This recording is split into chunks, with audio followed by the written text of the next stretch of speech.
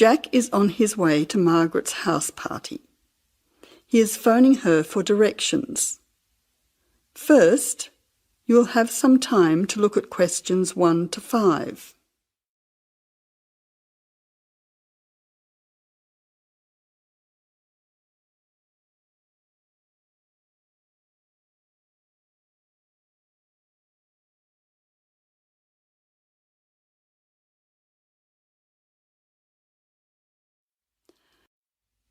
Now listen carefully and answer questions 1 to 5.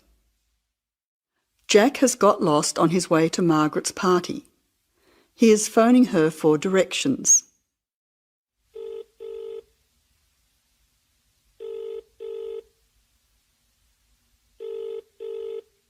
Hello, is that Margaret? Yes, who's speaking? Margaret, it's Jack. I think I'm lost. I can't see a signpost and... Jack, so where are you now? Well, I'm a bit confused about the directions, but I'm at a T-junction. What can you see around you? I can see a pub on the corner. Can you see the name of the pub? Wait a minute, let me see. It's hard to see in the dark. Yes, I can read it now. It's called the Lion's Head. Oh, the Lion's Head. Okay, well then you're not too far away. Go straight ahead through the traffic lights to the next T-junction. Sorry, I didn't hear you. What did you say? I said just go through to the next T-junction. Okay. Now what? Well, there's a park in front of you and a large 2-storey building on the corner. Yes, I can see them. Okay, so now turn left. Hang on, you're coming up the street, so you'll have to turn right. Okay, got it. What's the name of your street? It's Wesley Street, Wesley, number 70. We're the 5th house on the left. You should see a red letterbox and some bushes in front of the house. Okay, 5th house, number 70. I should be there soon. Am I late for the party? It sounds like things are happening there. No, it's only just started. That's good. I should be there in the next 10 minutes. See you soon. Jack hangs up and walks on. 7 minutes later, he calls Margaret again, as he still can't find the house.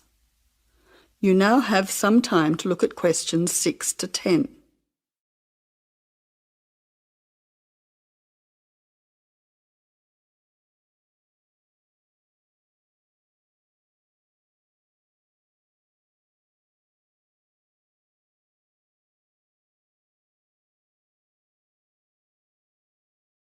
As you listen, answer questions 6 to 10.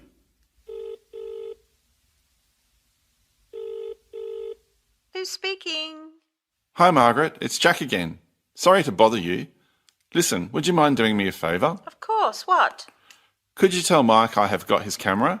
I've tried to send him a text message, but it's not going through. Oh, he's not here yet.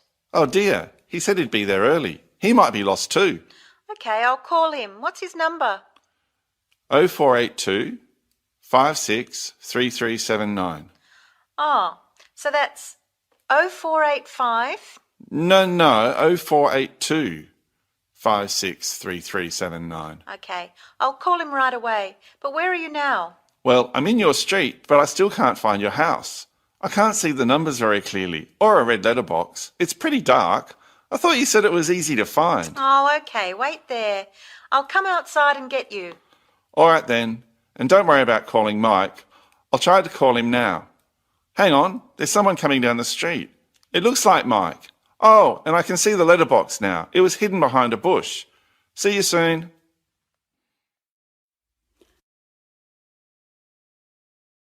That is the end of part 1. You now have half a minute to check your answers.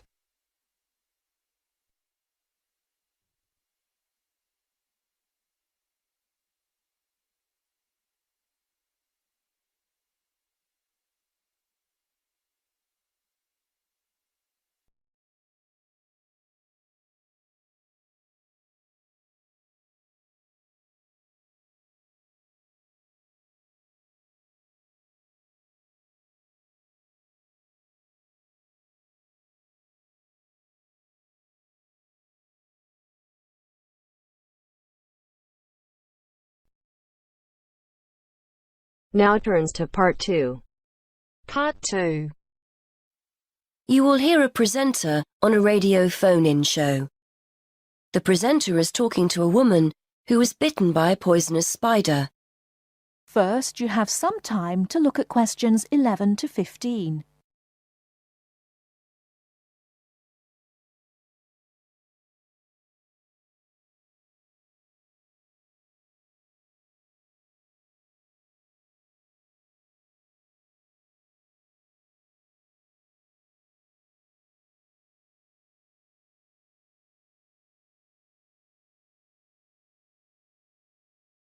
Now, listen carefully and answer questions 11 to 15.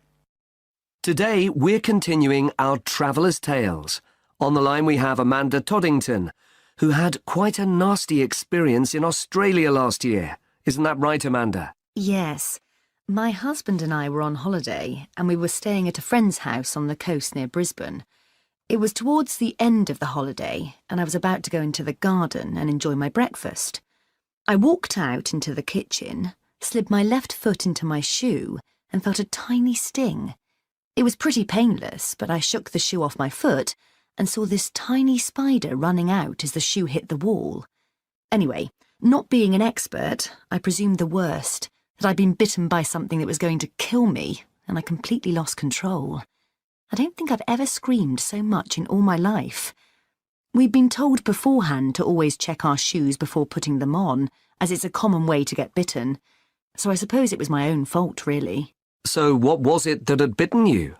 Tony, that's our Australian friend, he immediately asked me if I knew what had bitten me, and I pointed to the corner of the room where I'd last seen the spider. He picked up a jar and found the creature in the corner where the shoe had hit the floor.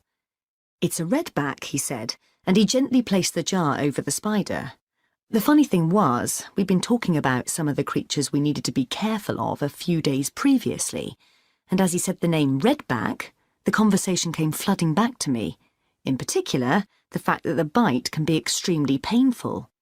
I've found out since that the redback is from the same family as the black widow spider, and it's the female that does the damage, which it turned out was what I'd been bitten by. You must have been absolutely petrified. You can say that again. I remember feeling quite confused. I wasn't in a great deal of pain to begin with, and yet I could see from our friends' faces that they were concerned. Tony explained that the venom or poison of the bite spreads quite slowly, so the pain doesn't feel too bad at first. Gwen, Tony's wife, brought an ice pack, and Tony held it against the bite to make it less painful. Apparently, you're not supposed to put a bandage on the area, as this can make it hurt even more. Tony tried to put my mind at rest by explaining that this was quite a common bite, that the hospital would have an antivenom, and that everything would be okay. But I was beginning to panic. We were flying back to the UK the next day, and I really didn't know what to do.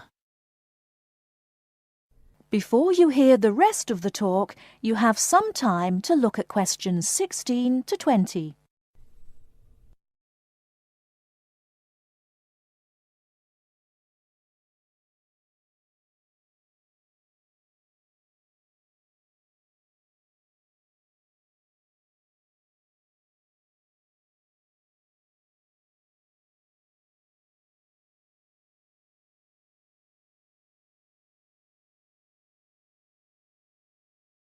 Now listen and answer questions 16 to 20. So what did you do? Well, Tony phoned the doctor, who told him to check my symptoms for the next hour or two. As time went on, the pain became very intense, from my foot right up to my knee. My husband was on the internet and was reading out the possible symptoms. I wasn't feeling sick, and I hadn't yet developed a fever, but I had a terrible headache, and my foot was beginning to swell up. At this point, Tony decided to take me to the local hospital to be on the safe side. I really didn't want to go, as I had visions of being kept in for days and all our plans being spoilt. But Tony and my husband insisted. When we got to the hospital, I was relieved to see how casual everyone was when Tony explained I'd been bitten by a redback spider. They told me to take a seat and got on with their work. And did you receive any treatment? By the time I got to see a doctor, the pain was very intense indeed, and I was getting quite upset. The doctor decided to give me a dose of an antivenom, which he assured me would eventually deal with the problem. Unfortunately, he also explained that it wouldn't have an immediate effect and the symptoms might last for several days. But the story has a happy ending. My husband managed to book us onto another plane 1 week later. And even better news was that the symptoms of the bite finally cleared up after about 24 hours. Within a couple of days, I was back to normal again. So thanks to the spider, we managed to extend our holiday by a week.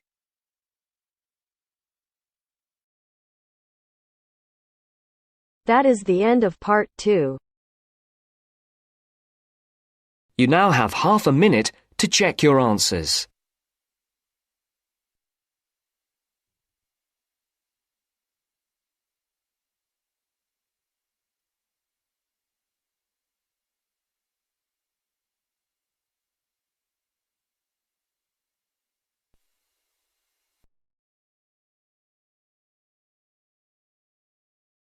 अगर listening के साथ साथ आप speaking की भी practice करना चाहते हैं तो हमारी अपनी एप्लीकेशन है बेबी कोड आइल्स, प्लीज डाउनलोड करो। ऐप स्टोर और प्ले स्टोर दोनों पे अवेलेबल है और लिंक डिस्क्रिप्शन में भी हमने डाल दिया है। यहाँ पे आप एआई टीचर को जितने चाहें उतनी बार स्पीकिंग टेस्ट दे सकते हो, जब चाहें तब, कोई रिस्ट्रिक्शन नहीं है। और अगर आप चाहते हो कि टीचर आपको आपके बैंड स्कोर बताए, आपकी मिस्टेक बताए और कैसे आप 5 बैंड से 7 बैंड इंप्रूव कर सकते हो, तो प्लीज यूज करो मेरा promo code IELTS50। Do not forget my promo code is IELTS50। Hear a conversation between a research student, Jeremy, and his supervisor. They are talking about the process of having a research project published in a journal. First, you have some time to look at questions 21 to 25.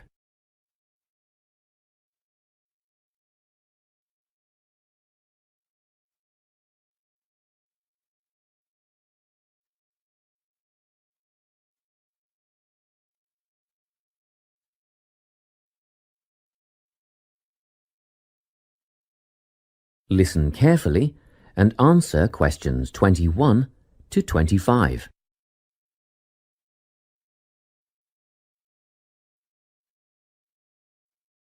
So, you're nearly ready to submit your article to an academic journal, are you?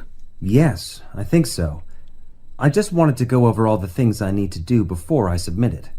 And then I wanted to go over the submission process with you. Great. So, firstly, you need to write an abstract. Make sure it's short and concise. Of course. I forgot all about that. And what about key words? Yes, a lot of students overlook this part and just jot down whatever comes to mind. But take some time to make a list of keywords that are accurate and relevant. Okay.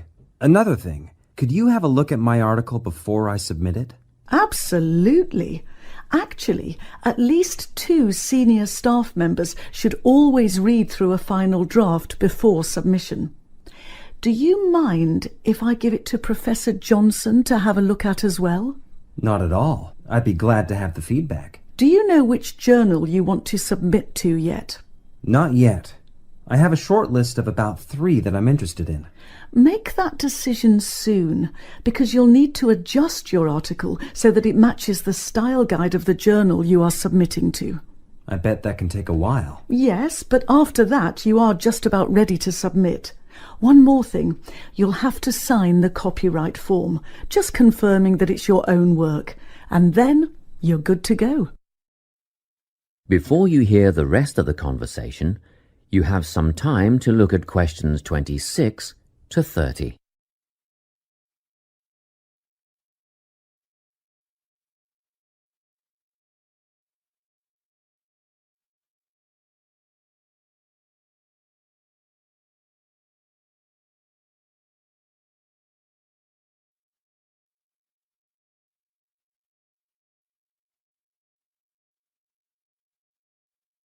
Now listen and answer questions 26 to 30.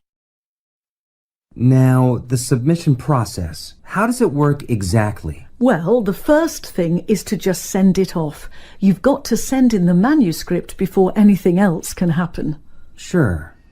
And then should I call to check if they have received it? No need for that, no. All you have to do is just log on to your email regularly, because you will get a submission confirmation once they have processed the manuscript. And that will have comments on what they thought of it? No comments yet. That email is just to let you know they have received it. The next stage is what is known as peer review. This is when experts in the field review your manuscript and decide whether to accept it. They'll never accept me. I'm only a master's student. Don't worry about that, Jeremy. It's all done through a double-blind method. That means that whoever reads your manuscript has no idea whether you are a grad student or a Nobel Prize laureate. They'll only be judging your work, not you. Well, that's good to hear. And then what, once they've made their decision? Well, there are 4 possible outcomes. You might get an acceptance, but a first-off acceptance is very, very rare. Don't pin your hopes on it. You could also get a rejection, but these don't happen very often either. I don't think this will be a problem. What do you think I'll get? If you're very lucky, you'll get a conditional acceptance. This means that they've accepted the article and it will be published, but you need to tweak a few things first. A sentence here, a heading there, nothing major. That sounds good. But to be honest, you will probably end up with a revise and resubmit. This means they are definitely interested, but you will need to rework the paper before it's accepted. The necessary changes will be outlined by the reviewers. Okay. So I just fix the things that need changing and present it again? Yes, but include a cover letter that discusses the changes you have made. The same goes for a conditional acceptance, actually. It helps the reviewers see that you've taken their criticism seriously. That is the end of part 3. You now have half a minute to check your answers.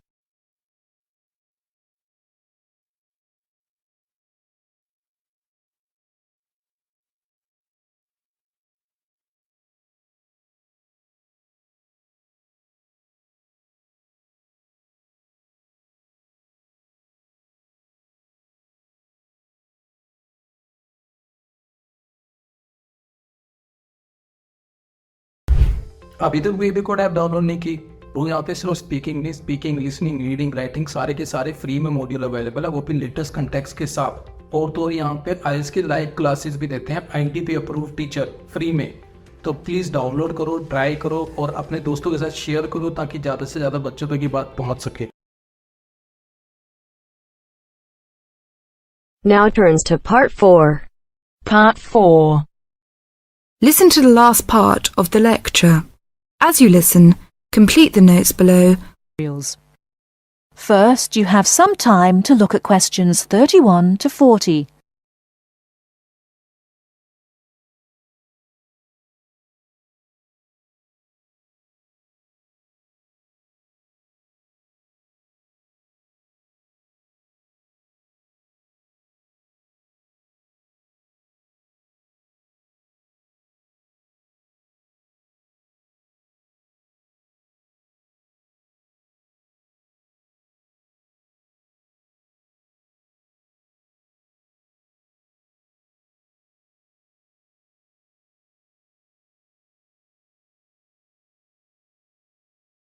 Now listen carefully and answer questions 31 to 40. Last time I said that a lot of Irish people left the country and went to England, America and many other foreign countries. Today I'd like to talk about the emigration. The effects of immigration were not all bad. The immigrants experienced a lot of hardship in their new countries. There is a famous story about a park in Shanghai where Chinese and dogs were not allowed. Well, in England, until into the 1950s, signs for jobs sometimes read, "Irish need not apply." The immigrants often experienced discrimination, but they formed many organisations to look after their fellow immigrants. Many of these organisations later became very important. In America, the Irish chose politics as the way forward, and significant cities were controlled by Irish politicians. This movement reached its peak with the election of John F. Kennedy in 1960. His grandparents came from Ireland, and his election had a significant impact in Ireland, helping the process of recovery of self-confidence which we have today. Today, there are 70 million people of Irish descent living outside Ireland. In America alone, there are 40 million people, and 10 million of these people have a 100% Irish background. They carried the culture of their home country with them and adapted it to their new home. They made changes which would be unthinkable in the home country, and we often laughed at the Yankees' Irishness. In fact, any immigrant who came back to live in Ireland, often after many years, found it very difficult to fit into Irish society again. They had been changed by the experience. These immigrants have always had an interest in the old country. The American letter was a letter containing dollars sent back to one's family. More recently, President Clinton has been very influential in bringing peace to the north of Ireland. Riverdance itself was the idea of a dancer who was American, who applied American methods to traditional dancing, and the fusion was immediately popular. Modern Ireland has been able to use the disaster of the last century to learn modern marketing techniques and apply them, without at the same time losing what is distinctive about itself. Riverdance is a demonstration of that distinctiveness. That is the end of part 4. You now have half a minute to check your answers. अभी तक baby code download नहीं की? यहाँ पे लाखों बच्चे free में आइल्स clear कर रहे हैं with the help of baby code IELTS. तो link in the description. Try करो. Do not forget my promo code IELTS50. Okay.